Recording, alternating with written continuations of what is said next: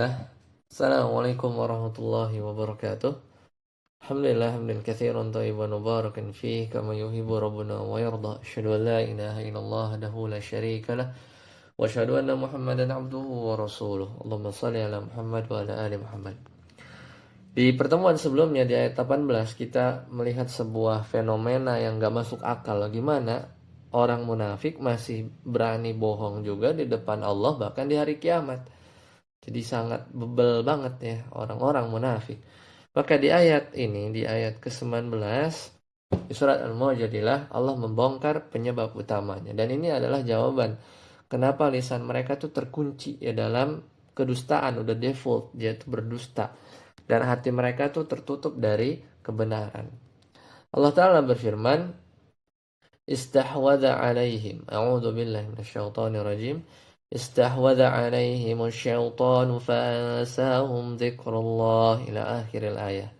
Jadi ayat ini peringatan juga bahwa ketika setan menguasai ya jiwa manusia, maka apa yang terjadi seperti yang nanti kita uraikan. Allah memulai dengan kata istahwadha, yaitu telah menguasai. Al-Imam Ibnu Ashur menjelaskan istahwadha itu dari kata yang artinya mengepung, yaitu mengiring ya, mengiring hewan ternak. Jadi secara bahasa istaf'ala di sini menunjukkan makna mubalaghah, melebih-lebihkan. Jadi setan itu nggak hanya menggoda kan kayak dari kiri saja, tapi benar-benar istahwadha, menaklukkan, menguasai, memegang kendali penuh ya. Jadi kalau menggoda kan kayak masih bisa ditepis, tapi kalau ini enggak, istahwadha. Jadi kaidah bahasa Arab seharusnya ini dibaca ya tanpa wawunya berubah menjadi alif.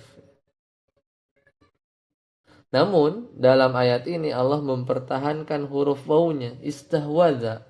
Kenapa? Karena ingin menyebut sebagai tashih samai. Jadi para ulama menjelaskan huruf wawu ini melambangkan kerasnya dan juga kuatnya cengkeraman setan kepada kaum munafik. Dan setan menggunakan segala cara untuk menguasai mereka. Jadi kalau seorang sudah berada di level menguasai istahwadha, maka dia nggak punya lagi kendali atas logikanya sendiri. Ya, jadi itu kerjaan setan. Fa'ansahum zikrullah. Allah menegaskan bahwa ya mereka lupa ya. Ibnu Ashur menegaskan bahwa lupa di sini bukan sekedar nggak ingat, tapi apa? Al-idah wa tark. Jadi dia menyia-nyiakan dan meninggalkan ketaatan. Jadi memang bukan lupa semata, tapi memang menyia-nyiakan ya dan meninggalkan ketaatan. Dan di sini mencakup lisan, zikrullah di sini maksudnya syahadat, tauhid ya, hati kita. Karena mereka dikuasai setan, maka mereka lupa bahwa Allah Maha melihat makar mereka. Dan juga mereka lupa bahwa mereka akan mati. Ya. Dan setan membuat mereka sibuk dengan dunia dan kepuasan yang menipu. Oleh karena itu, Allah Ta'ala melanjutkan, ulaika hizbus syaitan. Mereka itu adalah golongan setan. Hizb ini artinya tentara, pendukung, pengikut setia. Hizbus syaitan, namun mereka bukan lagi manusia merdeka karena sudah dikuasai oleh setan. Dan mereka adalah pasukan iblis. Syekhul Islam Ibnu Taimiyah sering menekankan bahwa al-wala menentukan siapa pemimpin engkau. Ya, ini sangat mempengaruhi kita. Jika loyalitas kita pada kemunafikan, maka pemimpin kita adalah setan.